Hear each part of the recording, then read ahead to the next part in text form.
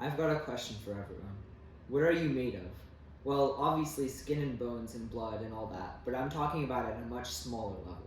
We really aren't that different from other living organisms and even from inanimate objects like couches and cars and robots. We're all just atoms, bonded together in a variety of complex systems and floating around in a sea of, well, more atoms. But atoms are absolutely tiny. A single grain of sand contains around 100 billion atoms, and a single human hair is almost a million atoms wide. This is why atoms are so hard to study, and why we're still nowhere close to knowing everything about them. We all learn about atoms in grade school physics and chemistry classes, but sadly I've never heard of a class that really goes in depth with what happens inside of an atom. I want to answer a lot of questions that a lot of people may have had before, and really explain what's going on around us at the most microscopic levels. Warning, this is going to get technical. If we're going to talk about subatomic particles, there's no better place to start than the atom itself. For a long period of time, many scientists still believed that the atom was indivisible, the most basic building block of matter in the universe. As scientists experimentally discovered in the early 1900s, though, atoms contain even smaller particles called protons, neutrons, and electrons. Protons are positively charged, whereas electrons have negative charge, and neutrons are, well, neutrally charged. These subatomic particles aren't just floating around in empty space, randomly distributed inside of the atom. They're protons and neutrons in an atom clumped together to form a densely packed atomic nucleus, and the electrons orbit the nucleus at different energy levels, as shown here. However, an atom as a whole is much less dense than people think. Protons and neutrons have radii around 0.8 femtometers, so an atomic nucleus has a radius of several femtometers. This varies based on its atomic number. In a hydrogen atom, the average distance between its nucleus and its single electron is around 53 picometers, almost 70,000 times larger than the radius of the nucleus. This point is worth stressing again. A single atom is almost entirely empty space. In terms of mass, protons and neutrons weigh almost exactly the same, but an electron is about 1,836 times lighter than a proton or a neutron. This also means that more than 99.9% of the mass in an atom is concentrated in its nucleus, that tiny clump at the very center. But you may be wondering, can we go further? Are the particles smaller than protons and neutrons? And the answer is yes, particles called quarks. The quark model was first proposed in 1964 and experimentally verified by a particle accelerator in 1968. So what does it tell us? There are 6 types of quarks called flavors: the up and down quarks, the top and bottom quarks, and the charm and strange quarks. But what are quarks? Well, they are even smaller particles that make up many other subatomic particles, including the proton and the neutron. The up, top, and charm quarks all have a charge of plus 2/3, while the down, bottom, and strange quarks have charges of minus 1/3. According to this theory, a proton is made of 2 up quarks and 1 down quark. On the other hand, a neutron is made up of 1 up quark and 2 down quarks. This works out well in terms of charges, since 2/3 plus 2/3 minus 1/3 equals 1, the charge of the proton, and 2/3 minus 1/3 minus 1/3 equals 0, the charge of the neutron. Protons and neutrons are both examples of baryons, subatomic particles composed of an odd number of quarks, usually 3. There are an estimated 10 to the power of 80 baryons in the observable universe, a number no one can comprehend because it is simply too far out of reach. Our next question, can we split the electron? As far as the most current models of physics tell us, an electron is an elementary particle and can't be divided further. An electron is a type of particle called a lepton, and it's actually not the only one of its kind. The other 2 main leptons are the muon and tau particles, which behave very similar to an electron. Both are negatively charged, for example, just like the electron. However, a muon is more than 200 times as massive as an electron, and a tau particle is about 17 times heavier than that. Not only are muons and taus super heavy electrons, they're unstable particles which only exist for ephemeral moments in time. Muons have a mean lifetime of 2.2 microseconds, which is considered very slow for subatomic particles. On average, taus last for only 0.29 picoseconds, which is much smaller. We're still missing 3 more leptons, the neutrinos. Each of the first 3 leptons, the electron, muon, and tau, has an associated neutrino particle, giving rise to the electron neutrino, muon neutrino, and tau neutrino. These particles are weird and fascinating in many ways. First of all, neutrinos have much smaller masses than any other non-massless subatomic particle. A neutrino weighs over 1,000,000 times less than the electron does. Even more baffling, neutrinos basically behave like ghosts and practically never interact with other particles. They are so rarely interactive that a neutrino fired through a metal rod 1 light year long has a 50% chance of bumping into one of the atoms in the rod. And since they move at velocities extremely close to the speed of light, a neutrino passing through an object made of normal matter like the rod will on average take an entire year to hit one of the particles. At this point, we still have a lot of questions to answer. First of all, we've already introduced and talked about many subatomic particles, but we don't yet understand their structure and how they interact with each other. For example, how are the protons in an atomic nucleus bonded so tightly, despite the electromagnetic repulsion that they experience? And why do electrons orbit the nucleus? How are quarks bonded inside of baryons like protons and neutrons? And why do neutrinos act invisible around other particles? We can answer all of these questions with the same idea: forces. I'm not going to explain in depth what a force is, but just know that it's a directional quantity that gives objects acceleration, which changes their velocity. By far the most noticeable force in our daily lives is gravity, which pulls us towards the center of the Earth no matter where we are on our planet. You might wonder though, I'm looking at the piano in my room right now. Why doesn't it fall through the floor of my house, accelerating at a constant rate until it reaches the Earth's core? This is because of the normal force, a consequence of Newton's third law, which in this case is the floor pushing up on the piano. The normal force is equal to gravity on flat surfaces, which is why objects on non-tilted surfaces stay stationary. Gravity is really weird with really massive objects. It has the ability to curve space-time, inducing a lot of messy relativistic effects with some really complicated math. Next up, the electromagnetic force. This is what makes magnets and all electronic devices work and describes many observable effects, such as friction, rainbows, and lightning. The normal force is also a product of electromagnetism, since the atoms at the bottom of an object electrostatically repel the atoms part of the surface it's on. The electromagnetic force creates electric and magnetic fields, which affect charged particles and magnetic materials. Specifically, any electrically charged particle has an accompanying electric field, which affects the particle's attraction to particles of the same charge and its repulsion from particles of opposite charge. Similarly, electric fields and magnetic fields produce magnetic fields surrounding them, illustrating the magnetic influence on other electric charges and magnetic objects. At the atomic scale, electromagnetism is responsible for the attraction between an atom's nucleus and its electrons, since the nucleus has a net positive charge and the electrons are negatively charged. The electromagnetic force is involved in chemical bonds between atoms, as well as electromagnetic waves, which are simultaneous oscillations of electric and magnetic fields. Electromagnetic radiation includes microwaves, infrared, visible light, ultraviolet, X-rays, and gamma rays, from lowest to highest in frequency. This type of radiation is released through photons, massless particles that always travel at the speed of light, since, well, electromagnetic waves are basically just light. In addition to gravity and electromagnetism, there are two other fundamental forces, but they act within atomic distances and are never noticed at a macroscopic level.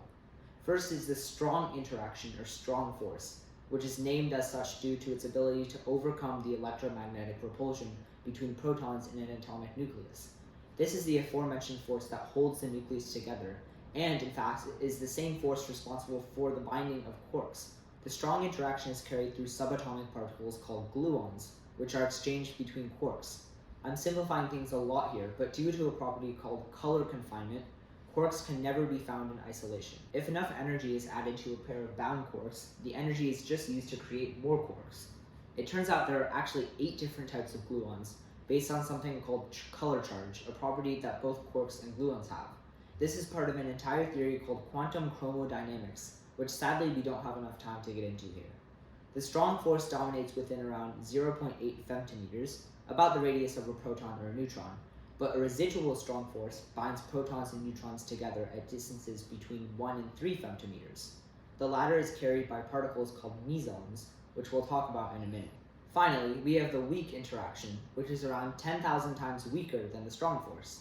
The weak force acts within distances of 10 to the negative 18 meters, 1,000th of a femtometer.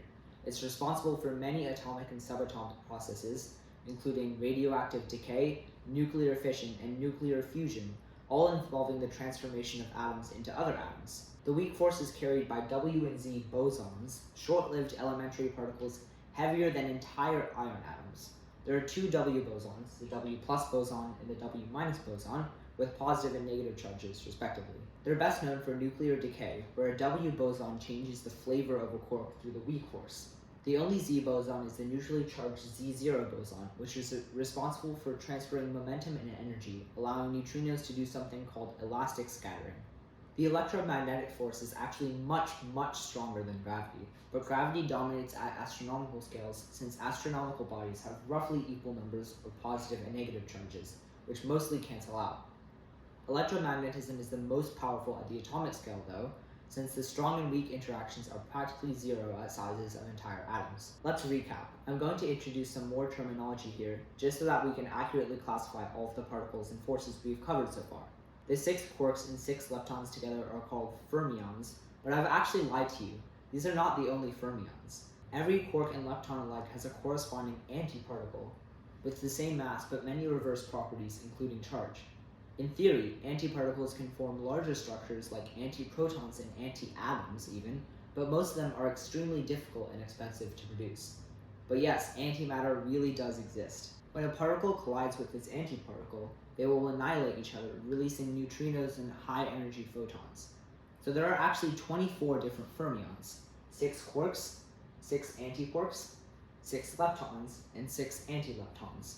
Photons, gluons, and W and Z bosons are all classified as gauge bosons, or force carriers. Though we've never detected a force carrier for gravity, there is a hypothesized particle called a graviton, which mediates the gravitational force. There's one other boson we're missing, called the Higgs boson, which is responsible for giving particles the rest mass. Unlike the gauge bosons, though, the Higgs boson is a scalar boson, meaning that it has 0 spin, whereas the gauge bosons all have spin equal to 1. Spin is an intrinsic form of angular momentum that all elementary particles have, but the weird thing is that they're not actually spinning. Anyway, although the Higgs boson accounts for the rest mass of particles, most of the measured mass of subatomic particles like protons and neutrons comes from the binding energy of their quarks. To put it all together, we have 14 bosons in total, including the still hypothetical graviton. There are still a few more particles to discuss. Hadrons, subatomic particles composed of 2 or more quarks bound by the strong force, include baryons, which we already talked about, and mesons. While baryons are made of an odd number of quarks, like protons and neutrons, mesons contain an equal number of quarks and antiquarks. They're unstable particles, usually lasting for less than a nanosecond, and decay into electrons, neutrinos, and photons. A notable type of meson to mention is the pion, which, like I mentioned before, carries the strong force between protons and neutrons in an atomic nucleus. We still have one more question to answer. Why do neutrinos barely ever interact with regular matter? Well, neutrinos only interact through gravity and through the weak force. The latter doesn't do much since it's weak, and neutrinos are practically massless, so gravitational attractions are negligible. On the other hand, the other leptons, the electron, the muon, and the tau, are affected by the electromagnetic force as well, which is extremely strong at atomic levels. Let's use what we've learned to look at an interesting application, radioactive decay. There are 3 ways through which an atom can decay: alpha, beta, and gamma decay. In alpha decay, an atomic nucleus emits an alpha particle, another name for a helium nucleus, reducing its atomic number by 2 and its mass number by 2, and thus transforming it into a different atom. In general, radioactive elements will transform into other elements through alpha decay, which is what we're talking about when we say that these elements are very short-lived. For example, uranium-238, the most common isotope of uranium, eventually decays to form thorium-234. Next is beta decay, which is the same process as alpha decay but with a beta particle, a high-speed electron or anti-electron, more commonly called a positron. There are 2 types of beta decay, beta minus and beta plus. Beta minus decay is the conversion of a neutron into a proton, releasing an electron and an antineutrino, whereas beta plus decay is the conversion of a proton into a neutron, releasing a positron and a neutrino instead. For instance, carbon-14 decays into nitrogen-14 through beta minus decay, while magnesium-23 decays into sodium-23 through beta plus decay. Last, we have gamma radiation, where gamma rays are released from atomic nuclei almost immediately after their formation. This is considered a form of ionizing radiation since gamma rays have enough energy to ionize atoms and thus cause mutations in DNA. An example of gamma decay is the transformation from potassium-40 to argon-40, which releases a gamma ray during the process. At this point, I think we've built up enough foundation to get to the culminating part of this talk, fusion in stars. These celestial bodies can reach unimaginable sizes and burn millions of degrees, but how on earth do they do it? Well, they're a lot bigger than Earth. With such large objects, the gravitational force pulling inwards is ridiculously strong. Luckily, stars found a way to counter this.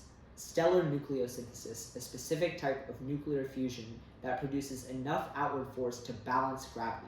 I'll revisit a commonly used analogy. This is like an interstellar game of tug-of-war. Again, I'm simplifying things here, but if gravity wins, the star goes supernova and becomes a black hole.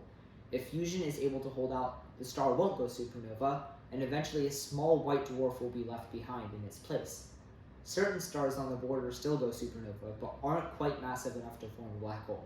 Instead, they form neutron stars, the densest objects in the universe apart from black holes, which have infinite density. Let's talk about how fusion in stars works. There are many different possible chains of reactions depending on the star's mass and some of its other properties. In stars weighing less than or equal to 1 solar mass, it all begins with the conversion of hydrogen to helium through the proton-proton chain. First, 2 protons undergo beta plus decay, forming a deuterium nucleus, just 1 proton and 1 neutron, and releasing a positron and a neutrino. The positron annihilates with an electron, releasing 2 gamma rays, so the net reaction looks like this. This initial reaction is extremely slow. It takes an average of 9 billion years for a proton in the sun's core to fuse with another proton.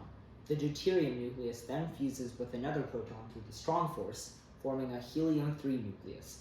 This is much faster than the first step.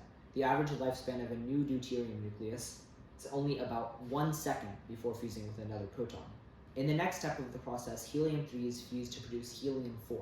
This can happen in many ways, but the simplest and most common is through the pp1 branch, where 2 helium nuclei fuse together, forming a helium-4 nucleus and 2 protons.